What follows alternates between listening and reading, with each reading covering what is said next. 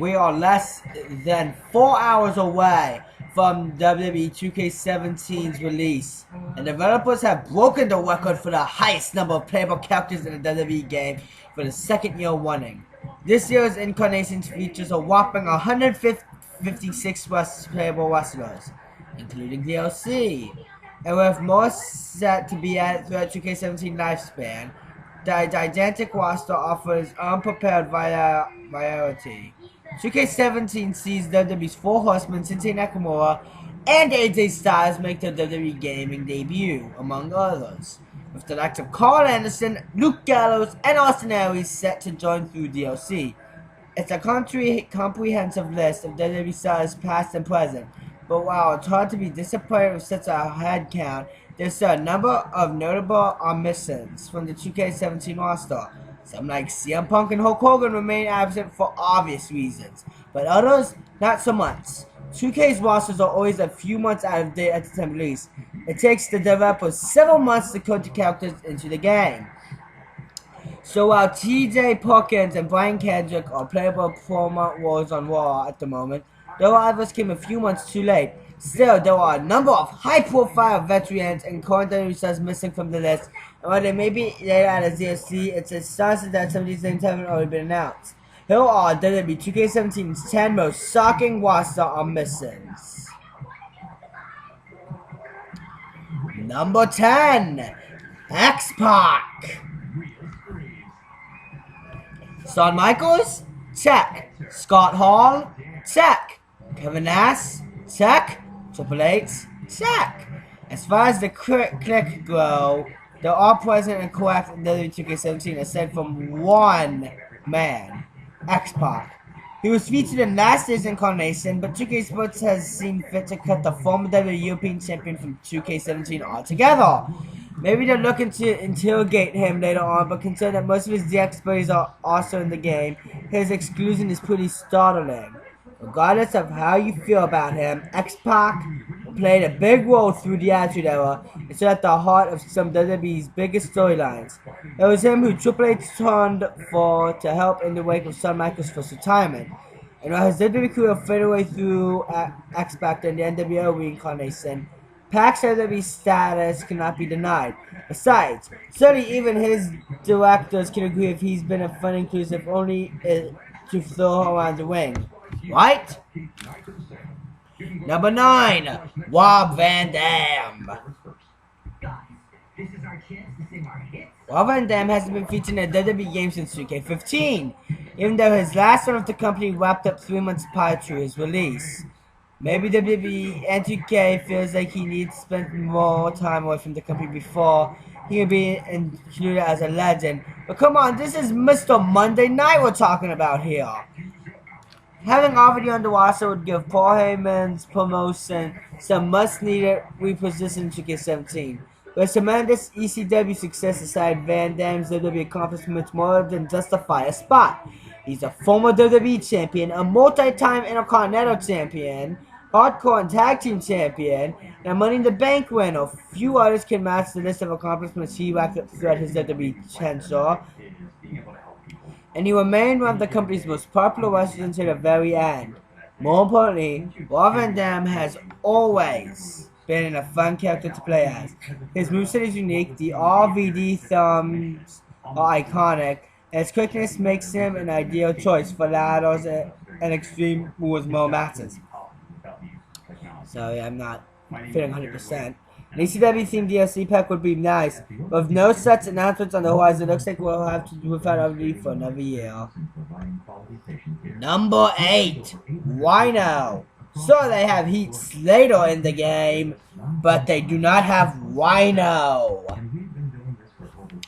Another ECW legend, Rhino only returned to WWE television this July, but that can't really be used as an excuse in his case. He came back on July 26th, 1 week after the 2016 draft. But who else debuted on that show? Carmella and Alexa Bliss, both of whom are included in this year's game. Every one of the draft's 6 NXT Cups are included in 2K17. In fact, but one half of SmackDown's current tag team champions remains absent. What's going on there, 2K? There's always a chance Rhino and Heat Said will lose their belts prior to the game's release, but arming a current WWE champion is a baffling move. He's one of the most important wrestlers on SmackDown at the moment, and given the time between his re-debut and the game's release, there doesn't appear to be any other explanation as why he's not involved.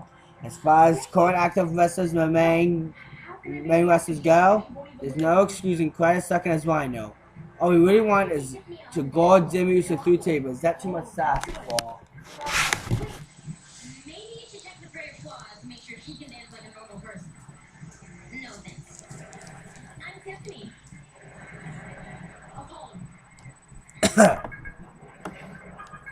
Tiffany. Number 7. This is going to be a tag team. The APA. Fly a plane. She's good with puppets. Cool. Bradshaw and Farouk. Though not as decoded as in Christian or the Dudley Boys, the Acolytes were a great Attitude Era tag team. Following defeat as the Undertaker's Ministry henchmen, they became the Acolytes Protection Agency when the Mean Street Posse hired them for protection in January 2000. And thus, one of the period's most enjoyable gimmicks was born. A set of pure, no-nonsense butt kickers, Luke and Bradshaw would regularly appear as hired help. It didn't matter who you were. If you had the cash, you could hire the APA, but their success wasn't limited to beating people for profit. The duo were 3-time WWE Tag Team Champions. Luke was inducted into the Hall of Fame in 2012, and Bradshaw's constant on commentary and to luckily make his way there himself. Bradshaw is included as debut in 2K17, and while Farouk appears in 4 Nation of Domination Grab last year, his APA incarnation hasn't been seen in years.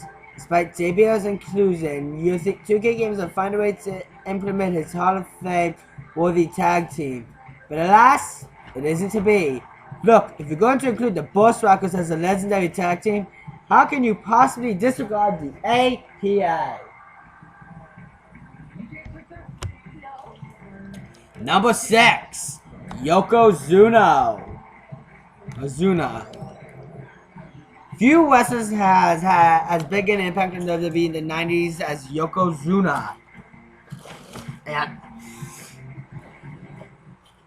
along with his devious manager, Mr. Fuji, Yoko was a instant success with the company. And after winning the 1993 Royal Rumble, he captured Bret Hart's WWE Championship at WrestleMania. Yokozuna's reign lasted but a matter of minutes before Hulk Hogan infamously ended it in one of the most disrespectful acts of his career. But he got the belt back a few months later and enjoyed a 280-day reign that almost atoned for Mania's crimes. Furthermore, Yoko was posthumously inducted into the WWE Hall of Fame 4 years ago. And when it comes to accomplishments, it's hard to argue that he doesn't deserve his spot. The argument against Yoko's omission extends further than that, though.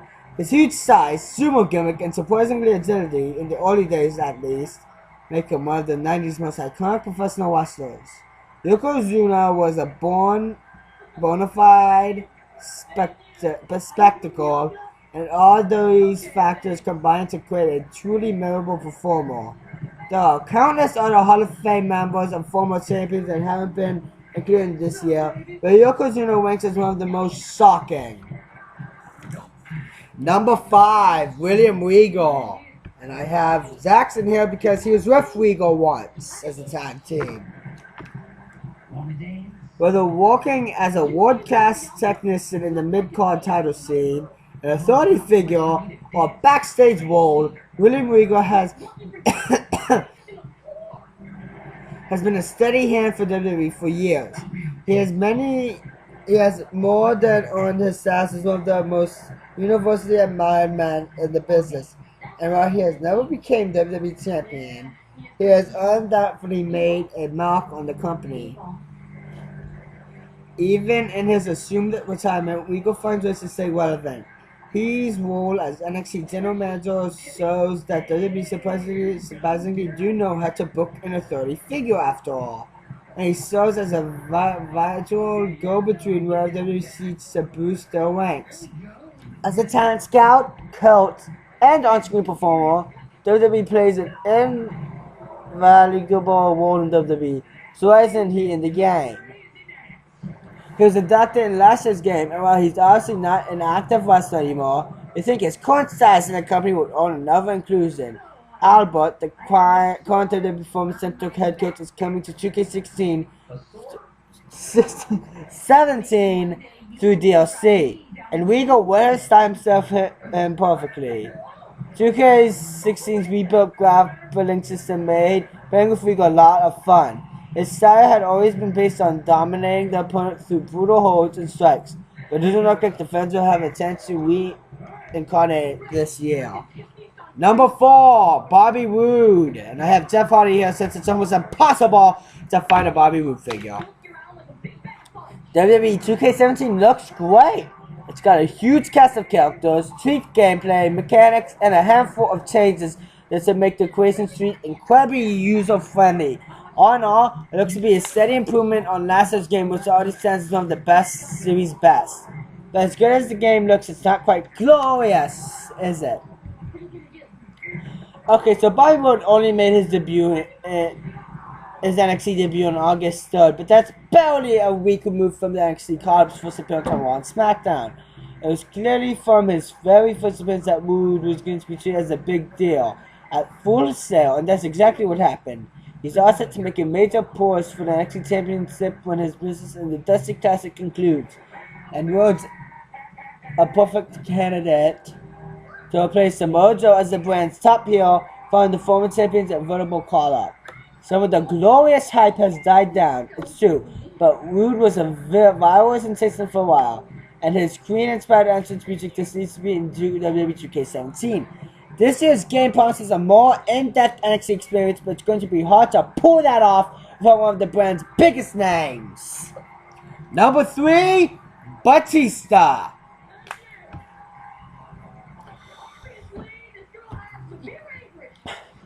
An inclusion in each of the last 3 WWE 2K games, Batista looked a surefire addition to 2K17 roster.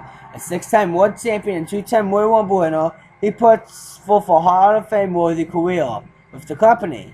And while his most recent return is best forgotten about, nobody can deny the success he found both as a member of Evolution and on his own. Then there's his newfound success in Hollywood. Okay, so he's never going to be as prominent as The Rock, but Batista has forged a nice little acting career for himself. He was already entertaining in his role as Guardians of Galaxy's Deadpan Drax, the Destroyer. With the sequel entering post-production, his success looks only to continue. WWE loves some Hollywood crossover action, which makes Batista's omission even more confusing.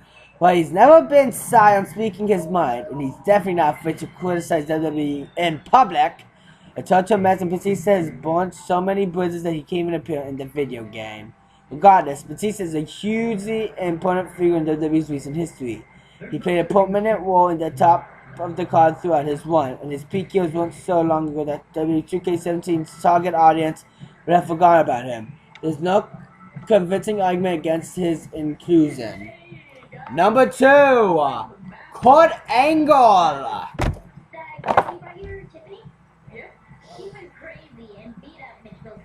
For a while, it looked like Kurt Angle's finances make his long-awaited WWE return.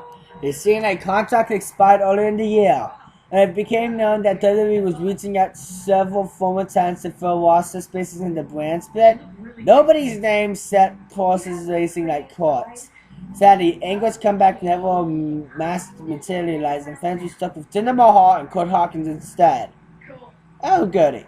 Don't get me wrong, I like Kurt Hawkins, but Jinder Mahal, they gave up on him in less than 2 years.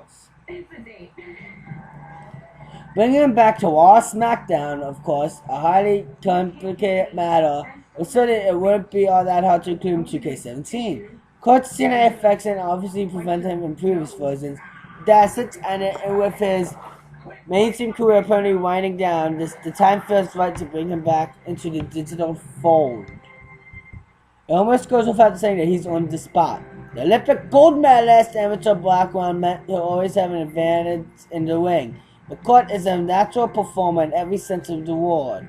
As a future Hall of Famer, it was surprising enough to see him not put back with the brand split, but downright shocking to see him omit it from 2K17. And number 1 is Rowdy Piper. Now, how would you Roddy Piper's career justice? Simply put, he's one of the most important figures in WWE history. Though never WWE champion, his feud with Hulk Hogan made him one of the most notorious heroes in the business. And his microphone work stand up with the best of them. From brawling with Mr. T to smashing Jimmy Snuka with a coconut, Piper at his peak was responsible for some truly iconic moments. And he was always considered one of WWE's best wrestlers throughout his first run with the company. Yet Piper was nowhere to be found in 2K17. Instead, the Legends roster is paired out with names like Papa Sanga, Brutus Beefcake, and Tataka. With all due respect, this didn't have a fraction of Piper's impact on the business between them. Howard was included as DLC last year, so maybe 2K would do the same with 2K17. But this is a guy who's regarded by many of his peers as one of the most influential wrestlers of all time. 2K's Legend section usually features a few dozen of all-time greats mixed with a smattering of cult-favorite mid-carders. It looks like the developers have decided to cut Piper in favor of the latter group this year. If you liked this and want to see more, like, comment, and subscribe. And with 2K17's release in less than 4 hours, I hope it's as great as the internet is saying it is. Remember to bash that like button, bash that subscribe button, and comment on what other list you want to see. And we'll see you guys next time.